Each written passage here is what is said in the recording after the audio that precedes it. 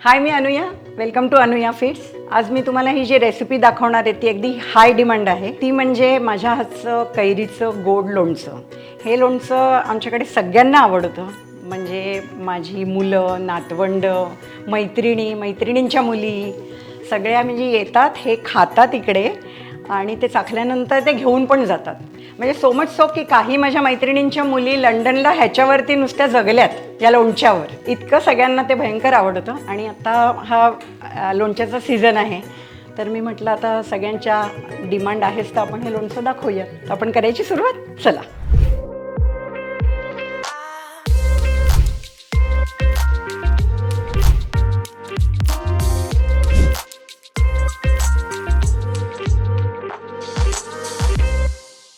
गोड कैरीच्या लोणच्यासाठी इथे आपण जी कैरी घेतो आहे ती राजापुरी आहे, कारण ती कमी आंबट असते आणि ती अशी चांगली मोठी असते. म्हणजे कधीकधी तर एक कैरी जवळजवळ अर्धा पाऊण किलोची एक कैरी असते आणि कमी गोड असल्यामुळे ह्या लोणच्याला जास्त करून ती वापरतात. तर इथे मी 1 किलो कैरी घेतली आहे. तुम्हाला जर जास्त घ्यायची असेल तर त्याप्रमाणे मग तुम्हाला मसालाही वाढवायला लागेल. मी आत्ता 1 किलो कैरीच्या मसाल्याचं प्रमाण सगळं तुम्हाला सांगते. तर इथे आपण 1 किलो राजापुरी कैरी घेतो आहे, अर्धा किलो साखर आहे, 50 ग्राम मोहरीची डाळ आहे, 80 ग्राम मेथीची डाळ आहे. मेथी इथे ह्या लोणच्याला मेथी जरा जास्त लागते. मीठ आहे, मीठ इथे मी 6 चमचे घेतले. 3 चमचे मी फोडींना लावायला आणि 3 चमचे लोणच्यासाठी. 100 ग्राम लाल तिखट आहे. हिंग आहे, हिंग कमी लागतो, अगदी पाव चमचा वगैरे. ह्या लोणच्याला हिंग पण फार कमी लागतो. आणि 1 चमचा धाण्याच्या अशा भरड असते धण्याची, ती आहे. धाण्याची कुरिया म्हणतात त्याला. आणि 400 ग्राम गूळ. हे लोणचं आपण स्टेप बाय स्टेप करणार आहोत. पहिली स्टेप म्हणजे आपण ह्या सोलून आणि चिरून घ्यायचे.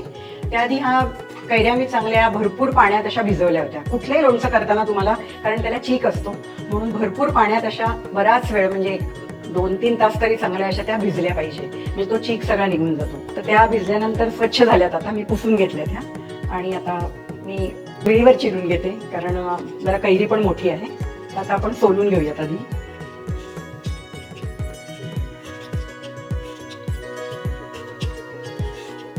तुम्हाला जर हवं असेल तर तुम्ही सालासकट पण करू शकता, पण राजापुरी कैरीचं साल जरा जाड असतं, म्हणून मग बऱ्याच वेळा ही अशी केली की जास्त चांगली लागते ती.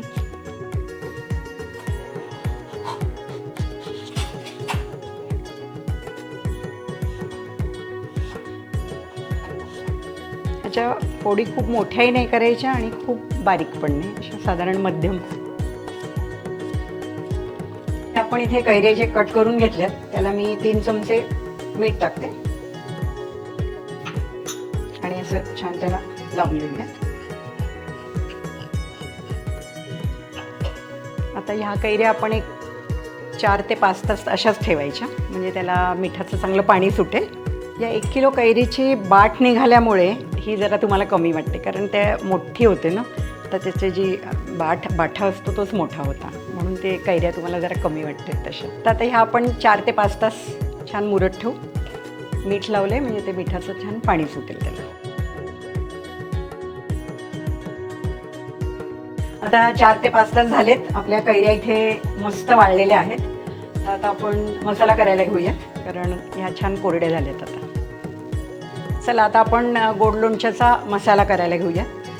मला इथे एक गोष्ट तुम्हाला सांगावीशी वाटते. कुठलंही लोणचं तुम्ही करायच्या आधी जे मीठ असतं ते जरा भाजून घ्यायचं, कारण त्याच्यामध्ये मॉइश्चर कंटेंट बरंच असतो. अर्थात आता हल्ली काय वॅक्यूमच्या ह्याचे फॅक्टरीमधली मीठं मिळतात वगैरे, पण तरी थोडंसं पाण्याचं अंश असतो, नाही म्हटलं तरी म्हणजे थोडं मॉइश्चर असतं त्याच्यात. सो कुठल्याही लोणच्याला मीठ भाजून घ्यायचं. तर मी इथे आधी मसाला करायच्या आधी मीठ भाजून घेते. इथे आपण 3 चमचे मीठ घेते मी.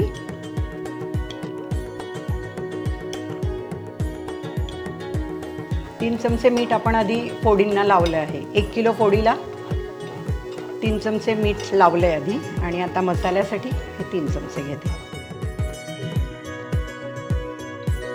एका अशा पसरट भांड्यात ही 50 ग्रॅम मोहरीची पूड घ्यायची. मोहरीची पूड तुम्हाला जाड वाटली थोडी, बाजारात हल्ली मिळतेच, तर थोडं पल्स मोडवरती थोडीशी मिक्सरला फिरवून घ्यायची. आणि 80 ग्रॅम मेथीची पूड घेतली. मेथी तर जाड असते, ती थोडीशी फिरवावीच लागते.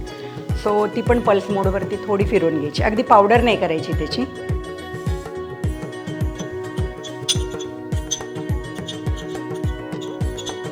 या लोणच्याला आपण हळद टाकत नाही अजिबात, हळदीची अजिबात गरज नाही आहे, लाल तिखट फक्त. आणि थोडं आता ह्या बाजूला मी मीठ टाकणार आहे.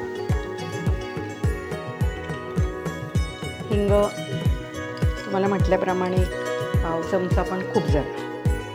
आता आपण तेल गरम करून घेऊया.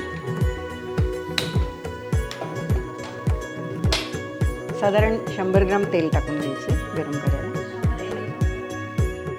आणि आणखीन एक महत्त्वाची गोष्ट, ह्याच्यामध्ये लाल तिखट जे आहे ते आपण फोडणीचं हे तेल टाकल्यानंतर टाकायचं नाही, ते गार झाल्यानंतरच लाल तिखट टाकायचं. हे फोडणीचं जे तेल गरम करते ते असे फ्यूम्स झाले पाहिजे. बस आता हे आपले फ्यूम्स झालेत, मी आता गॅस बंद करते.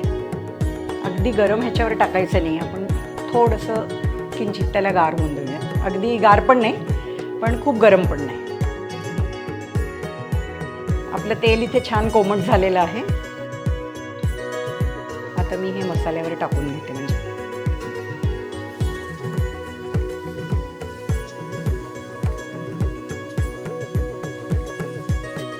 आता आपण हलवून घेऊया. आता मी तुम्हाला मगाशी सांगितलं त्याप्रमाणे हे आता आपण एकत्र करतोय सगळा मसाला तेल घालून. पण लाल तिखट टाकायची घाई करायची नाही, गार झाल्यानंतरच लाल तिखट टाकायचं. आपला मसाला इथे आता थंड झाला आहे. आता आपण ह्याच्यात लाल तिखट टाकून घेऊ. या लोणच्यामध्ये लाल तिखट आता मी हे 100 ग्राम घेतलं इथे 1 किलोसाठी. तर 50 ग्राम तिखटाचं तिखट आहे आणि 50 ग्राम रंगाचं म्हणजे काश्मीरी तिखट घेतलेलं आहे. आणि हे गरम तेल आहे त्यामुळे मसाला थंडगार झाल्यानंतरच लाल तिखट टाकायचं कुठल्याही लोणच्याला, कारण नाहीतर मग ते काळपट होतं. असं त्याला काळपट रंग येतो, ते जळतं जरा आणि काळपट रंग येतो. तुम्हाला जास्त प्रमाणात जर लोणचं करायचं असेल तर तुम्ही 2 दिवस आधी जरी हा मसाला करून ठेवला तरी चालतं, म्हणजे तुमची गडबड होणार नाही.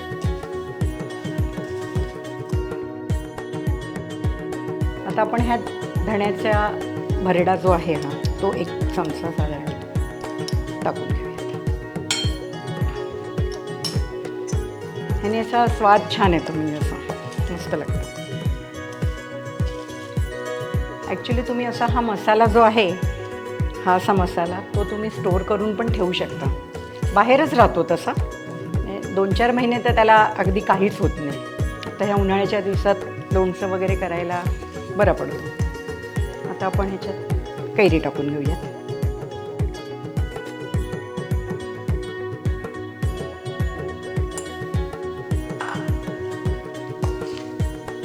छान मिक्स करून घेऊयात. आता ही शेवटची स्टेप आहे, ती म्हणजे गूळ आणि साखर एकत्र करूयात.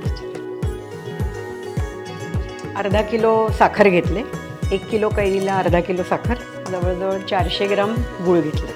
तुम्हाला जास्त गूळ हवा तर तुम्ही जास्त गूळ पण घेऊ शकता. साखर टाकायचं कारण म्हणजे थोडा रस होतो त्याचा असा.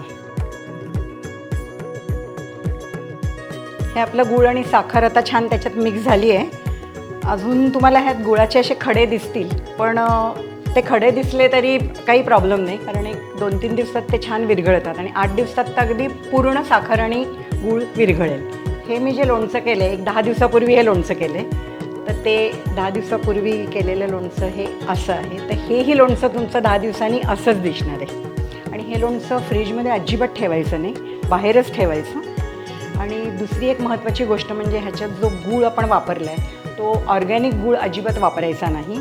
नेहमीचा आपला पिवळा जो कोल्हापुरी गूळ असतो तोच वापरायचा.